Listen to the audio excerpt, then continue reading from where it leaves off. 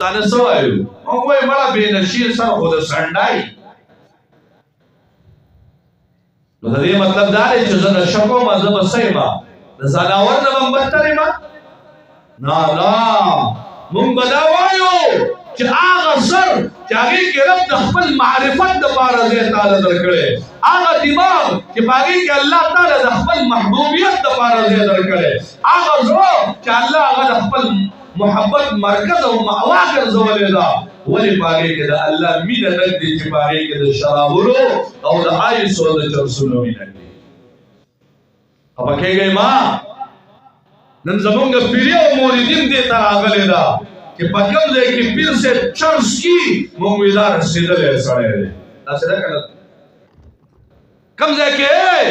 غټ لوګي خېږي یاره دي دا ډېر رسېدلی سړی دی اوس کوم ځای ته رسېدلی دی نو دته هم ځای نه دی معلوم چې چېرته رسېدلی دی ځکه دوه ځایونه دي یا به ځان جهنم ته رسوي یا به جنت ته رسوي نو که دا مونږ څومره اولیا د خدای یو که نه که دا پیر بابا کاکا صاحب او د پیر سباق بابا جي صاحب نور الله مرقده هغې یادو نو دوی ګورئ په جلسونو او بنګونو باندې نه دي اولیا شوي که نه څوک به ووایي چې دا په دې اولیا شوي داسې څوک ویلی شي نشي ویلی واورئ اولیا د الله په ذکر باندې اولیا شوي اولیا په تهجد باندې اولیا شوي اولیا الله ته په سجدو باندې اولیا شوي اولیا د حرامو نه په ځان بچ کولو باندې اولیا شوي اولیاء کرام الله جل جلاله په څه اولیا کړي دي رب ته په اوښکو تویولو الله اولیا کړي ابراهیم ابن ادم رحمت الله علیه نوجوان لفال راغی وا نوجوانا داسې ښکلې ثقه دی داسې ښکلې مزناکه ثقه او شکل الله درکړی دی رب دا شکل رب دا ثقه په جهنم باندې سوځئ د الله دپاره شراب مسکا اوبې راواغستې په مخ باندې ولتوی کړلې هوش کې راغی ابراهیم ابن ادهم رحمت الله علیه تېنه روان شوی دی څه مزل یې کړی دی دی راپاڅېدو ګیر چاپېری وکاته وایي ماله دا مخ چا ووینځو چا ورته وایي هغه بزرګ د زمانې روان دی ده دله مخ ووینځه په منډه منډه ورغله غاړه ترې راتاو کړله ورته وایي رب دې در سره ډېر ښه وکړي زما دې سترګې رڼا کړلې هغه ورته څه وایي وایي ای نوجوانه ستا دا چهره دومره حسینه ده دا د جهنم په اور باندې دا ښکلې مخ مسیزه د جهنم په اور یې مسیزه خفه کېږئ مه عزتمندو نن زمونږ نوجوانان د جهنم اور ته بډې والي دي نن زمونږ نوجوان طبقې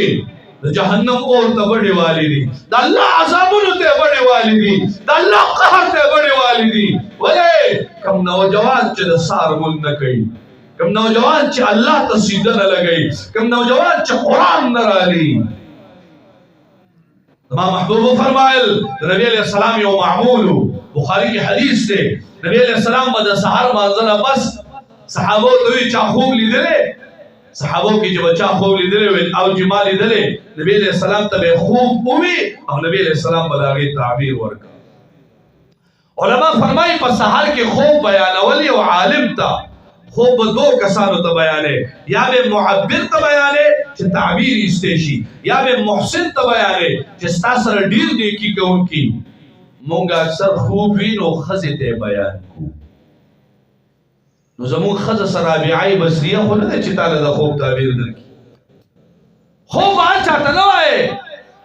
بعضې وخت کې مونږ خوبونه اولي نو ښکلي ښکلي چې چاته ووایو هغه عامي سړی عام سړی خپلې ښځې ته ووایي هغه وایي زه غرق شوی تباهي برباد یې مونږ وایي زه بس تباه وایي حالت کې خوب د دې بیانول دا د علامه ابن سیرین رحمت الله علیه او د هغه د شاګردانو کار دی د دې وجې نه علما د اسانتیا دپاره هغه کتابونه چاپ شوي دي د علامه ابن سیرین رحمت الله علیه هغې کې بیا ګورئ زمونږ نوجوانان نن خوبونه وخواړه الله دپاره خپل نوجوانان د خوبونو نه یوازې په خوبونو ګټه نه کېږي چې خوب کوې خاورې به مومې شا د هغوی شه چې شوګیر پسې کوي خوب به څه او تا ته به څه میلاو شي نن ستا نه د سهار سجده دا د مور په خدمت نه ده قضا شوې چې تا ټوله ورځ شپه مور خدمت کړی او ته د سهار لمونځ نه قضا شو نن تا نه د سهار لمونځ دا د پلار په خدمت نه دی قضا شوی نن تا نه د سهار لمونځ دا په تهجدو نه دی قضا شوی نن تا نه د سهار لمونځ دا په دې نه دی قضا شوی چې تا الله ته سجدې او ذکر دې ډېر کړی دی نن ستا نه د سهار لمونځ د فلم په کتلو او د ډرامې په کتلو قضا شوی دا تاوان دی که نه دی دا زما نوجوان غرق دی او که نه دی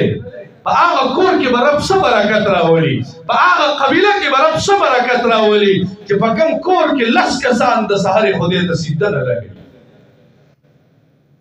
د الله نافرمانۍ ده او خوشحالۍ راوینځي د ماشومانو په شان مخلص چې ورته وینځي کوم رب چې تاله دا چې درکوي د هغه رب دا حق نه جوړېږي چې ته ورته سجده ولګې کوم رب چې ته روغ راپاڅولې د مرګ نه راپاڅولې د هغه رب حق نه جوړېږي چې ته ورته سجده ولګې د دې وجې د خولې نه چې کوم د ذکر د هوا وځي د ذکر د الفاظ وځي او د قرآن د مټاس وځي فرشتې دغه اوري او دغه راخلي او خپل ځان پرې مړوي دا د دوی خوراک دی دا د فرشتو خوراک دی